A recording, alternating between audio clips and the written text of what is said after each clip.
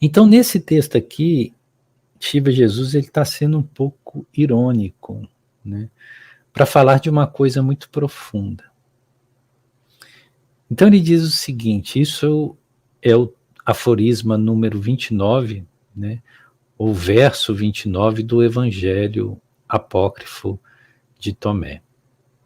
Né, ele diz, seria uma maravilha se a carne tivesse surgido por causa do Espírito. Mas seria a maior das maravilhas se o Espírito tivesse surgido por causa do corpo. Estou realmente surpreso pela forma como essa grande riqueza fez morada nessa pobreza.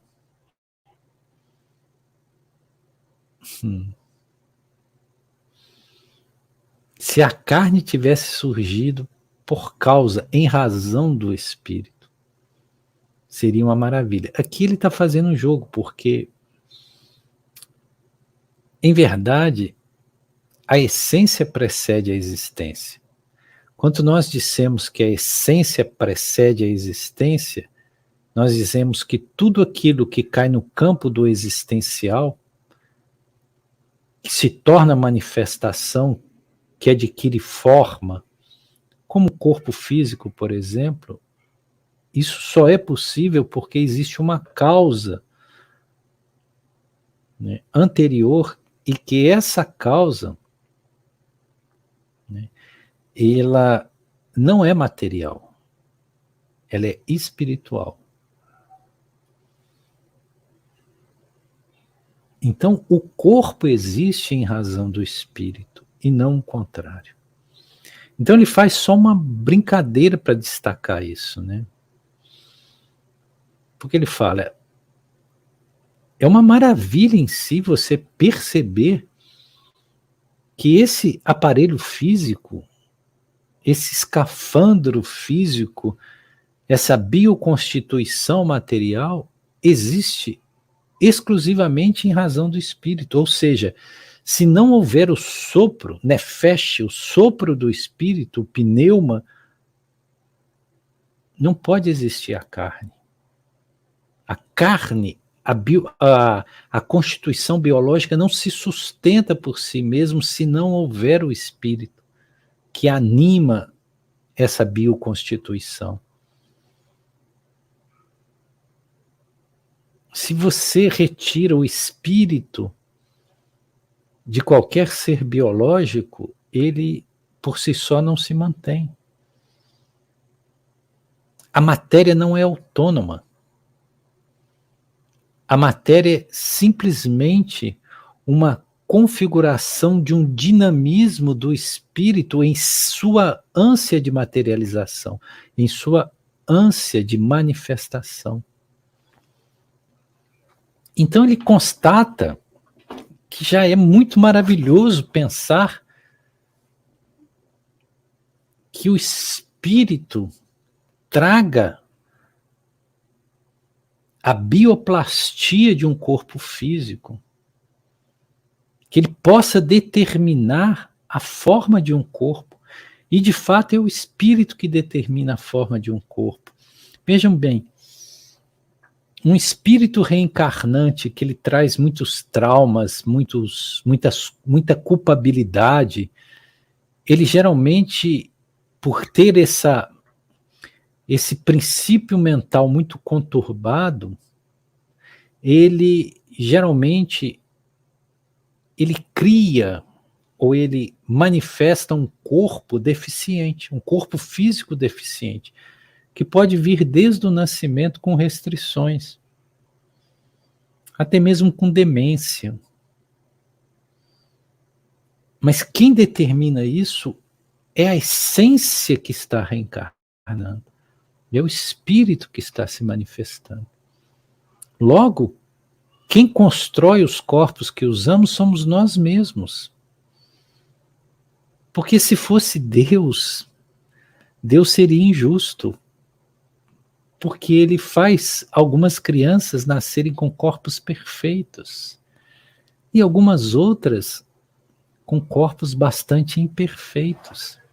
Por que alguns nascem bonitos e outros nascem até com deformidade? De onde vem essa deformidade? Isso é vontade de Deus? Então nós precisamos entender isso, que é o Espírito que traz forma à matéria. E se um espírito é luminoso, ele vai construir uma matéria luminosa. Mas se o espírito é precário de luzes, se ele ainda está jungido a uma primitividade,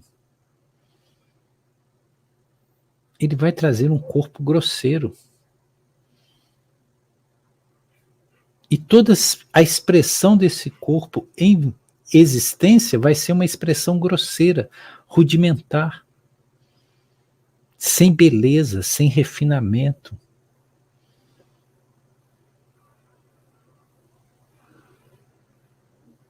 Então é nesse sentido que ele constata que é uma maravilha que a carne tenha surgido em razão do espírito.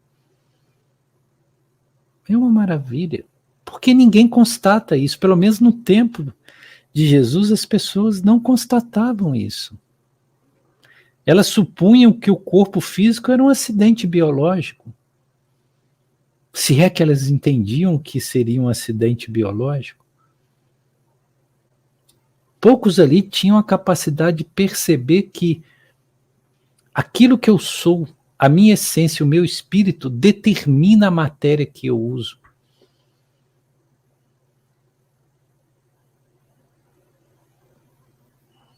Ninguém ali tinha essa percepção ainda. Por isso que ele usa um pouco de ironia, porque ele fala, seria, ele coloca na condicional. Ele poderia ter afirmado isso, mas ele não afirmou, ele colocou na condicional para fazer um jogo de ideias.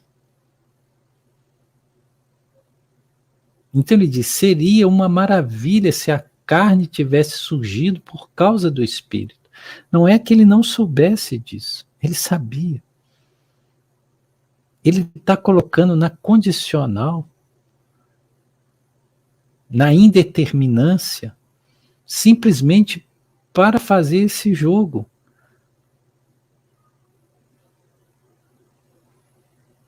Porque ali ninguém percebia isso. Então seria uma maravilha se a carne tivesse surgido por causa do espírito. Embora ele soubesse que esse é o fato, que de fato a carne surge em razão do espírito. Mas, aí ele coloca a adversativa, mas seria a maior das maravilhas se o espírito tivesse surgido por causa do corpo. Se o espírito tivesse surgido por causa do corpo, ou seja, por haver esse, entre aspas, acidente biológico, né, esse corpo, quando nasce, consegue construir um espírito para si. Então, o espírito seria uma consequência da matéria, a matéria que produz o espírito. Isso seria a maravilha das maravilhas, porque isso seria a inversão absoluta da ordem do universo. Porque na ordem do universo é a essência, é o espírito que produz a matéria. A matéria precede do espírito, descende do espírito. É isso que está dito ali no mito de Adão e Eva. Porque Adão, vem de Adamos, significa terra ou vermelho, mas vermelho no sentido da terra, porque a terra é vermelha. Então Adão é aquilo que é terra, que é matéria. Né? Mas aí precisou que houvesse o quê? Eva. Eva vem de Ava, que significa sopro. Então o espírito sopra. A união de um com o outro é que faz a manifestação.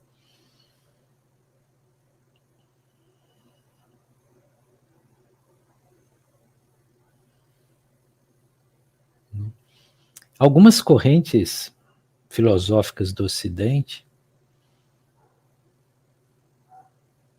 particularmente aquelas que são conhecidas como os existencialistas, e aí nós tivemos grandes pensadores existencialistas, como Albert Camus, Jean-Paul Sartre, Simone de Beauvoir e outros, né, que eles acreditavam justamente na inversão disso que nós estamos falando. Ou seja, a existência é um absurdo. Ninguém pode saber de onde vem a existência. Mas é a existência que produz a essência. Ou seja, ninguém tem uma natureza pré-estabelecida. Pelo fato de existir é que nós construímos uma essência para nós. E se você não constrói uma essência para si, você não tem essência nenhuma. Você é oco, você é vazio.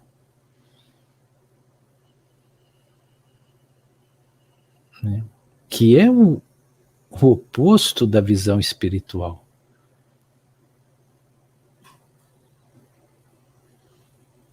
Que seria isso que Jesus está destacando, mas seria a maravilha das maravilhas se o espírito tivesse surgido por causa do corpo.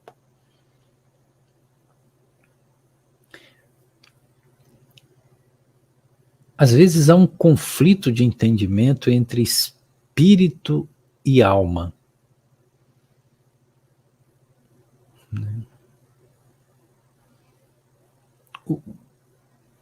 A alma, de fato, ela é construída pela nossa jornada. Ou seja, a partir de cada existência, cada encarnação, cada experiência que vamos vivendo, nós vamos construindo a nossa alma. Mas o espírito é algo eterno, o espírito é algo imutável, o espírito é a própria centelha divina. Tanto que almas muito comprometidas, elas podem ser até desintegradas, mas não o espírito. Existem almas falidas, mas não existe um espírito falido. Isso que é difícil às vezes de entender. A alma é um princípio de individuação. O espírito, ele é um princípio de unidade com o todo.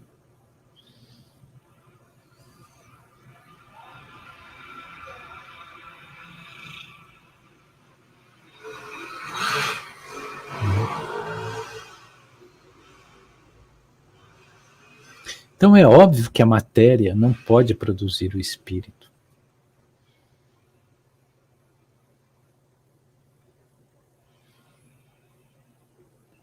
É o espírito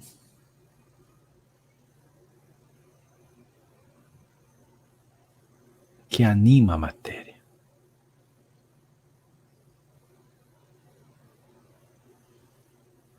E aí Jesus diz: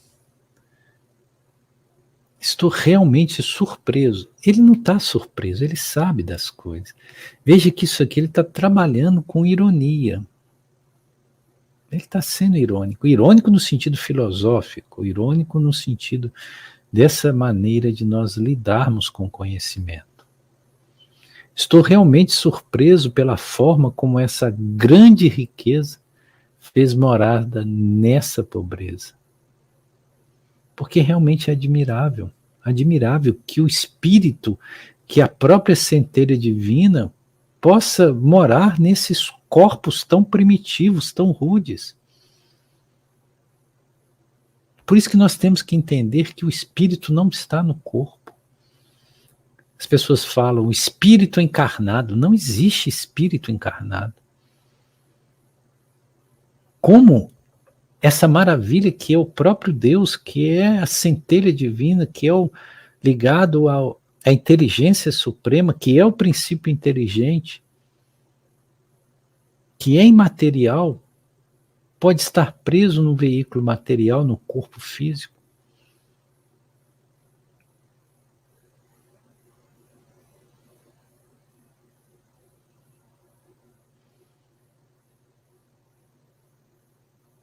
Então a grande riqueza é o ser essência, é o espírito, é aquilo que faz de nós o que somos, a divindade presente em nós. Isso é a riqueza. Mas é admirável como essa riqueza pode estar aprisionada, entre aspas, a essa grande pobreza, nesta grande pobreza. O que é a pobreza? É isso que nós achamos que somos, esse corpo físico, essa personalidade, esse ego. Isso é pobre, isso é pobreza, isso é muito limitado. Às vezes eu converso com algumas pessoas e eu tenho a certeza que ali é uma manifestação de Deus. Mas onde está Deus ali? Porque há uma pobreza tão grande, pobreza em todos os sentidos, pobreza de pensamento, pobreza de sentimento.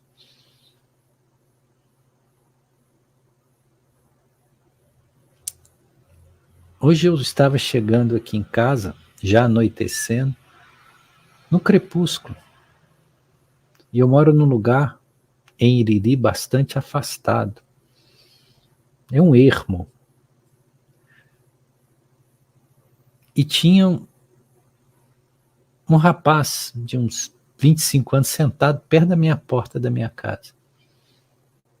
E quando ele me viu, ele tomou um susto. Já estava escurecendo, e é um lugar realmente isolado. Aí eu cumprimentei, né, perguntei se ele estava bem, aí ele falou, não estou muito bem, mas estou aqui porque, as palavras que ele usou, estou aqui porque eu estou querendo me retirar da sociedade, tem hora que você precisa ficar sozinho. E eu vi que ele estava com algum tipo de transtorno, não sei de qual natureza, talvez até uma dependência química, não sei. Ele não estava normal. Aí eu perguntei se ele queria alguma ajuda, se eu poderia. Aí ele falou, não, eu estou bem, eu só vou ficar aqui um pouco, e não sei o que. Eu falei, fique à vontade, se precisar de alguma coisa, eu estou aqui, você me chama. E entrei, né? E me perguntei, né? Aquele senhor de 25 anos é Deus. Mas em que estado estava esse ser divino? Ele não estava manifestando a sua divindade. Algo estava sombreando, estava toldando a sua divindade, porque era nítido o nível de transtorno dele. Ele estava ali porque ele estava depressivo, ele estava em conflito, ele estava em profunda. Estava num transtorno emocional, mental. Tanto que a articulação das palavras dele tinha uma não fluência, né? É isto que nos deixa espantados. Como isso que é Deus pode ser apagado, pode mesmo ser aviltado em presenças de personalidades que estão tão perturbadas. Isso parece contraditório. Por isso que entendemos os impulsos de alguns ateístas. Porque ao olharem para a realidade do mundo e para a realidade de algumas pessoas, fica difícil acreditar em Deus.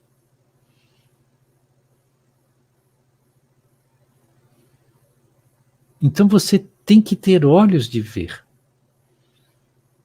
além daquilo que está manifestado. Você tem que enxergar a riqueza que está oculta nessa grande pobreza.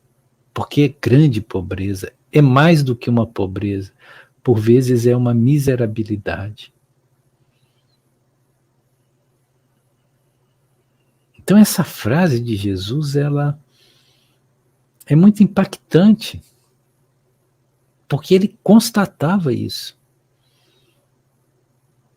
Estou realmente surpreso pela forma como essa grande riqueza fez morada nessa pobreza. O ego humano é muito pobre. Além de ser irrestritamente ignorante.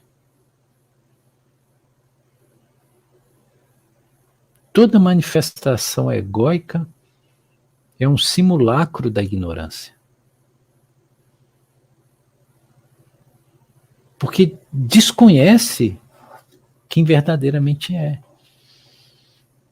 Se prende a uma ficção de personalidade, uma autoficção, e uma autofixação de uma ideia de ser aquilo que não é.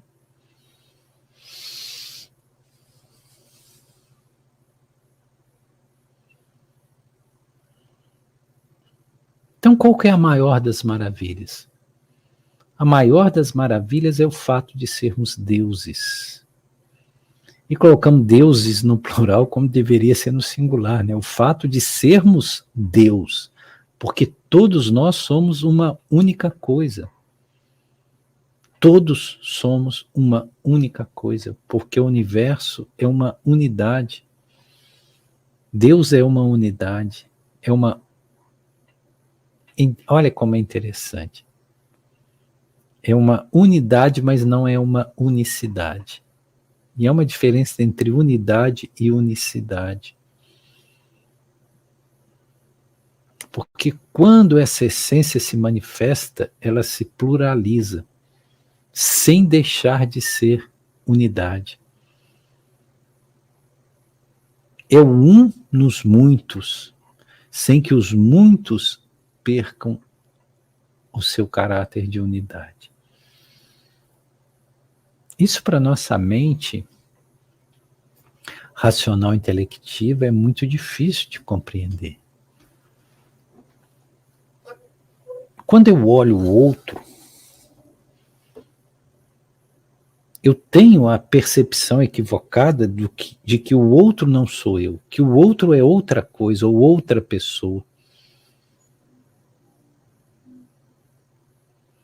Quando, na verdade, o que anima aquele que eu chamo de outro é o mesmo que me anima.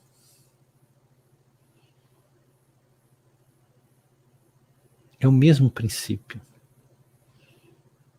É o princípio inteligente.